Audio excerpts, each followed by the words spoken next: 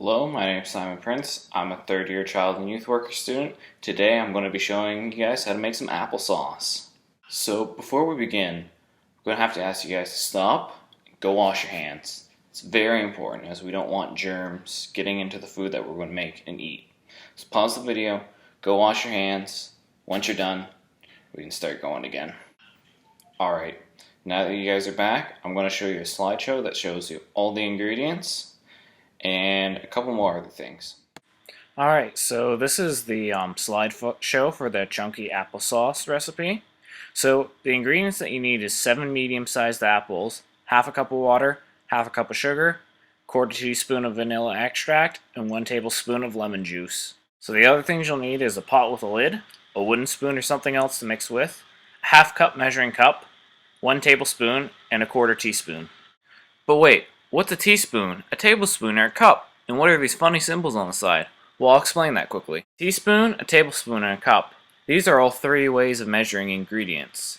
A cup is for larger amounts of ingredients and is like the image on the right, whereas a teaspoon and a tablespoon are for measuring smaller amounts of ingredients. They look like the images on the left. What are these funny symbols? These symbols are called fractions. The one here is a half fraction.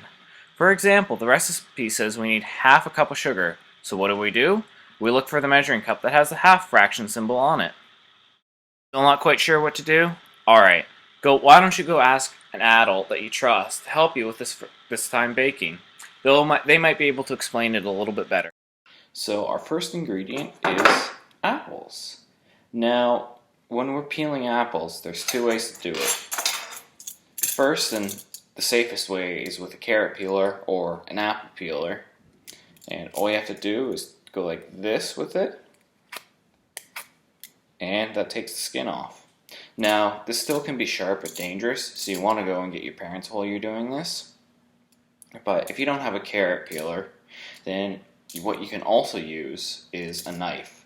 Now, if you're doing it this way, you definitely want to go get your parents for that.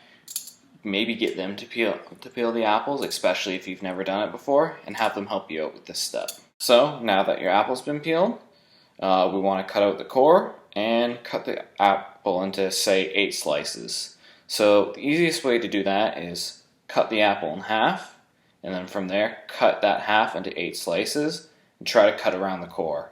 Now, since this does involve a knife, you may want to go get your parents, especially if you've never really used a knife before. You can ask them to either help you cut it or get them to cut it for you. We want you to be safe. Now that your apples are cut into little slices like this, you want to put them into a pot. So the reason we're not putting it into a bowl is to make the applesauce, we're going to have to put it on the stove. So we'll just add all the ingredients into this pot. Make sure you add all your apples. Okay, so we need a half cup of sugar. So see how my measuring cup says half a cup? That's how we know it's half a cup. Then once you put it in, after that you want to add your half cup of water. So with the tablespoons, they're very similar to the cups, but they say tablespoon instead of cup. So once again, we want to find the 1 tablespoon and put that much lemon juice into our mix. Last but not least, we want to add our quarter teaspoon of vanilla extract to the mix. Alright, so now we're going to have to put our apples onto the stove. This part you definitely want to go get your parents. So, what you want them to tell them to do is put it on the stove and wait till the water inside the pot comes to a boil. After that, put it on a lid and you want to let it simmer for about 15-20 minutes. While you're letting it simmer, you want to stir it occasionally, just every couple minutes, just to make sure that the bottom doesn't burn.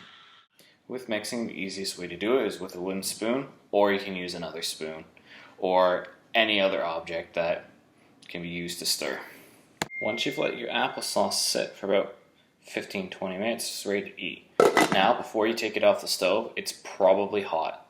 So hold your hand over it and get an adult to help you. If it feels warm, don't touch it. This is probably a good idea to get an adult to help you with this part. Once your applesauce is cooled, you can eat it.